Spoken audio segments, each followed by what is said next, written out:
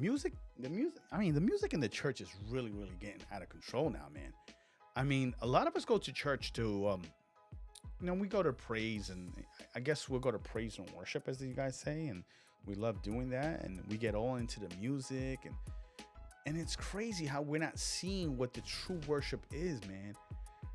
And it's insane how we're letting things go, especially in the music industry. For those who want to get into the whole music biz, and they want to sing secular music, and they want to sing um, um, Christian music at the same time, knowing that there is no in between. Kind of like, there is no in between. You either do one or the other.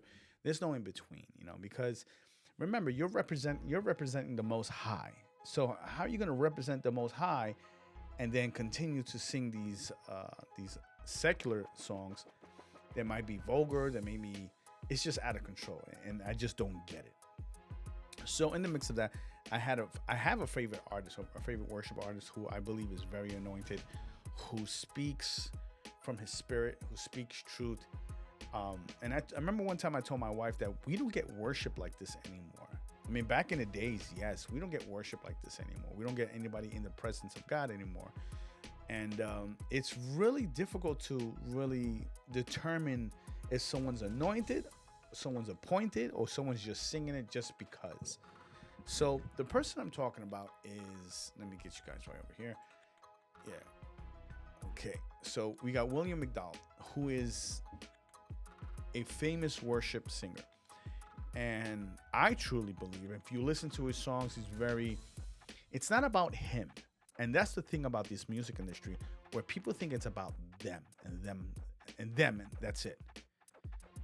And it's dangerous to think that we can sing songs of praise, but want the praise to ourselves. And he gives a great explanation on this. For those who want to get into this industry, or want to get into the industry of Christian music, or faithful music, or worship, and stuff like that, remember, there is a thin line. There's a very thin line between ourselves and God.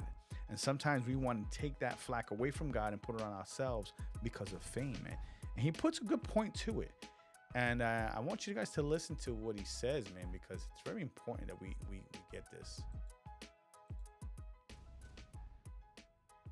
My son was born at 28 weeks, 2 pounds. He was in the incubator for 2 months. No. There was no Here we go. there was no worship industry in the beginning. And so now I would say that we are probably more in danger of a Luciferian spirit while leading worship than at any other time, because now we want to be famous for leading worship. But ultimately, trying to be famous and leading worship, you're actually worshiping worship and desiring to be worshiped. And so we have an issue then, because proper worship kills the desire to be worshiped.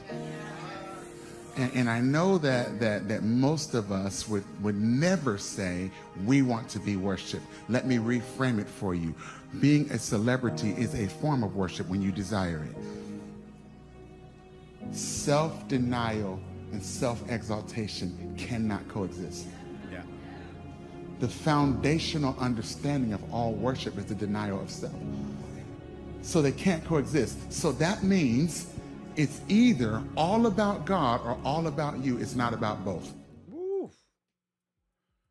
My son was born at 20. That's something that really goes a long way.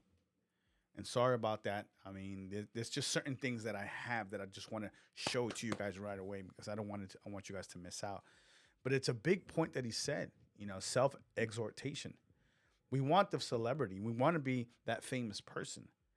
But at the same time, are we really denying ourselves? Are we saying, is this unto myself or unto Christ? Are we spending time with Christ and says, Lord, what is it that you want me to do? Have you given me something that the people should know to recognize you, at the same time not getting any of the credit? And what happens is our selfishness, our righteousness, our own self-well-being, even sin, takes control of that and says you want the spotlight. And a lot of these celebrities, or Christian celebrities, fall into that trap. They truly fall into that trap. And it's heartbreaking because there's a real, this is real, where people really want to love on God, but they fall into this trap. And people fail to understand that what was Lucifer's job? Lucifer's job was to lead worship. And because of pride, he wanted to be the most high. And this is what casted him. This is what casted him out of heaven. This is a perfect explanation where we want to do something unto the Lord, but what happens is as people, they acknowledge the person that's singing it and give the person that's singing it versus who are we singing it to or who we are exalting.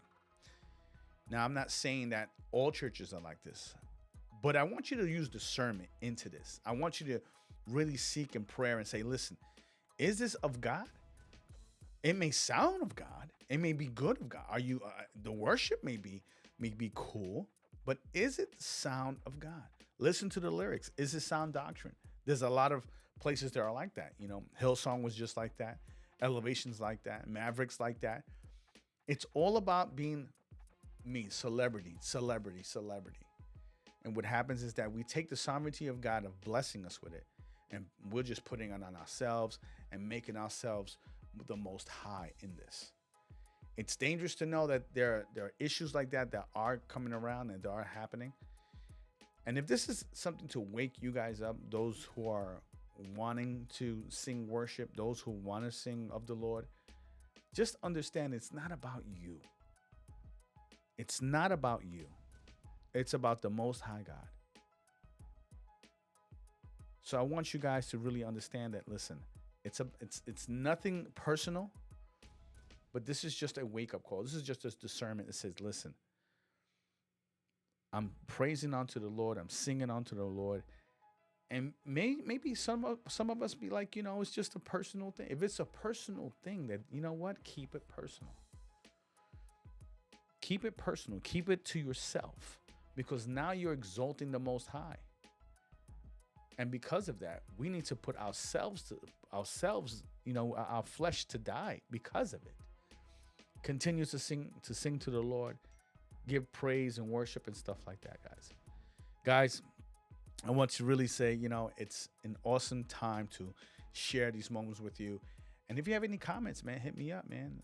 Listen, I get things from both sides, but I just wanted to really encourage you guys. And this is more about encouraging you.